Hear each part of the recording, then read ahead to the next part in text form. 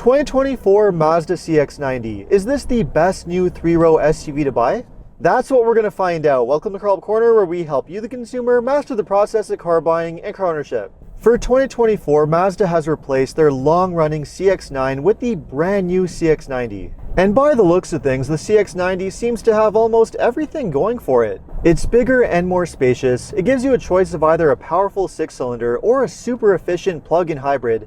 And on the higher trims, it has enough features and luxury to rival something way more expensive like a Lexus or a BMW. So is this really the best new 3-row SUV that you can buy? Well, that's what we're going to find out. And remember, if you enjoy and get value out of this video, make sure to subscribe and turn on the notifications. I post 2 videos a week, always straight to the point, valuable car buying advice designed to help you, the consumer. So, as mentioned, the CX-90 is an entirely new from the ground up vehicle. It's manufactured in Japan, which is a minor bonus when it comes to build quality. And in terms of overall size and space, it is a little bit bigger than the CX-9, and also some rivals like the Toyota Highlander. In terms of overall dimensions, the CX-90 is very close to the Hyundai Palisade, the Kia Telluride, and especially the Honda Pilot. But unlike those other SUVs, the CX-90 is built on a new rear-wheel drive platform, where the engine runs the length of the vehicle, just like you would find on a luxury SUV like a BMW X5 or a Porsche Cayenne. Now, this configuration gives the CX-90 a lot of great benefits, especially when it comes to balance and handling. And another thing that the CX-90 has in common with those luxury SUVs is the type of engine that's found underneath the hood.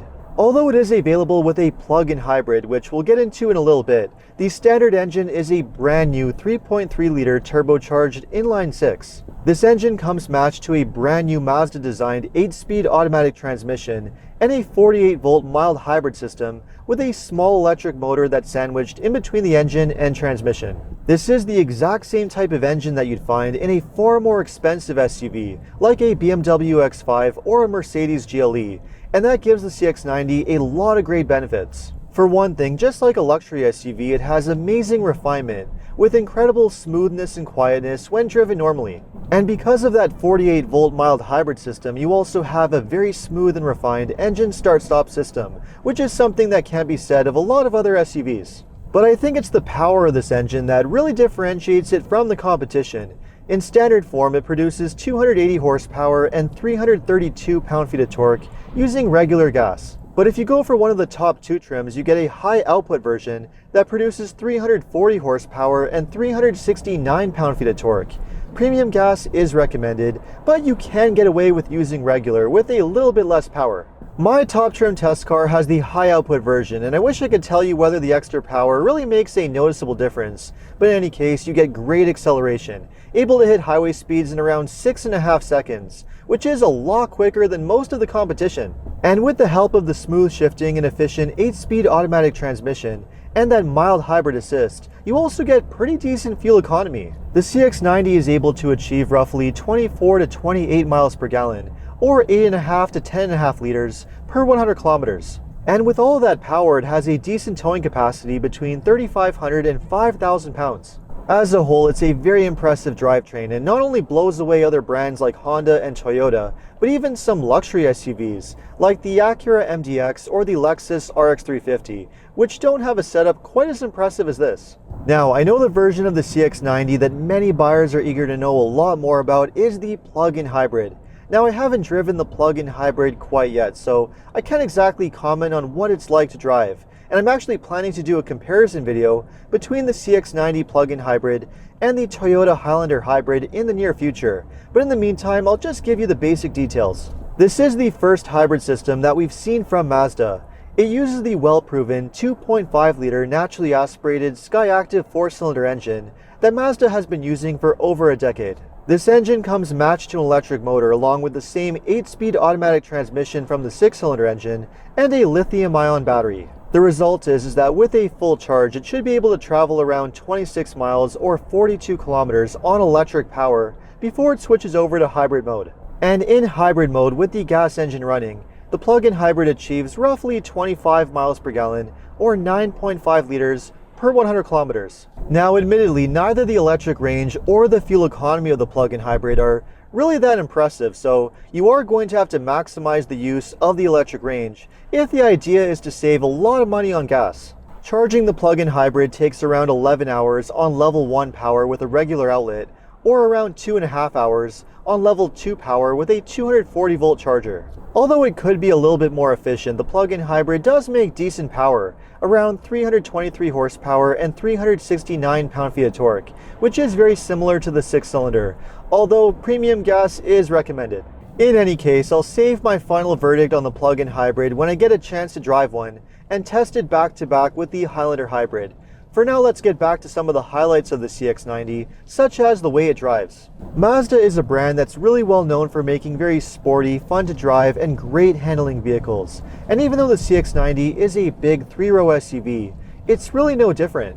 All-wheel drive comes standard on every single CX-90, but because this is a rear-wheel drive platform, it is a rear-biased all-wheel drive, which means it's sending more power to the back wheels, and that helps give it a lot better balance. And you can really feel that balance when driving. Combined with the hefty, responsive steering and sharp handling, this is a surprisingly fun SUV to drive. Perhaps the only downside to having a sportier feel is that the ride quality of the CX-90 is a little bit on the firm side. But even so, I think the ride and handling combination that you get with the CX-90 is really excellent, and I really wouldn't change a thing. The other part that really impresses me is the interior, especially if you go for one of the higher trims, which really gives off a proper luxury feel. Mazda has been pushing their vehicles upmarket for a number of years now, and you can really see that with the CX-90. The build quality, the attention to detail, and all of the materials are absolutely top-notch. But not only does the interior have the look and feel of a proper luxury SUV, but I love the fact that Mazda gives you a few different color options. You can go with either a standard black or an optional pure white interior, or like my test car here, this caramel colored interior which has a really nice high quality look to it. Before hopping into my CX-90 test car here, I finished test driving the new BMW X1 and the Lexus RX 350, and even though those are supposed to be luxury SUVs, going into the CX-90 really didn't feel like any kind of a downgrade. But not only does it look and feel luxurious, but you also have an excellent control setup and a lot of great technology. The infotainment system has an extra wide screen and it uses the same interface that's found on other Mazda models.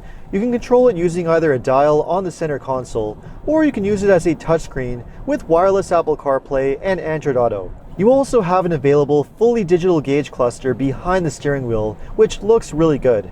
And you also have a very straightforward climate control setup with easy to use controls below the screen, which is great to see. Now, even though this interior does have a lot of great features and tech, and it does have a very luxurious feel, there are certainly a few downsides, starting with the interior space and cargo space. You do have plenty of room in the front and second row seats, but the third row seats are definitely on the tight side, especially for adults. And the cargo area is not the biggest either. Of course, folding the seats down does give you a lot more room, but even so, you still don't have quite as much cargo volume as some other SUVs like the Honda Pilot and the Toyota Grand Highlander. I also think that the CX-90 offers just too many different seating configurations. You can get it as an 8-seater with a second row bench, a 7-seater with captain's chairs, or on the top trim, a 6-seater with captain's chairs with a center console in the middle, which is honestly not that useful to have. I think it would have been a lot more useful if Mazda had done something like what the Honda Pilot has, which comes as an 8-seater, but if you want, you can remove the middle seat in the second rows, giving you captain's chairs at the same time, which is a way better setup. My only other complaints with the CX-90 are fairly minor. We have the front seats, which are not exactly the most comfortable on longer drives. The infotainment system can't be used as a touchscreen while driving, and even though we have a large panoramic sunroof, it does have a very small opening when you open it up. And with that, I think it's time to get to the pricing. The CX-90 is priced from between 41 to 62,000 US, or 48 to 65,000 Canadian. Or if you want the plug-in hybrid, it's priced from 49 to 59,000 US, or 57 to 66,000 Canadian. In terms of overall value, I think the best version to go for is the premium trim in the US, or the GT trim in Canada. And I think there's no question, the CX-90 really is an amazing value. Not only are you getting a lot for your money, but you're also getting Mazda's amazing reputation for build quality and strong reliability, which is something that the company has become really well known for over the past decade.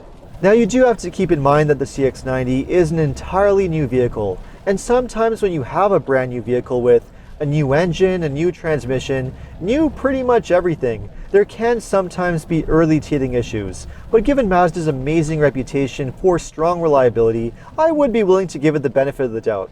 I think when you look at it alongside other similar three-row SUVs, like the Honda Pilot and the Toyota Highlander, this is a very good option. And even though it remains to be seen what it's like, I think the fact that it's available as a plug-in hybrid is another major bonus, because the reality is that there just aren't that many plug-in hybrids or hybrids if you want to have a three-row SUV, especially in this price range.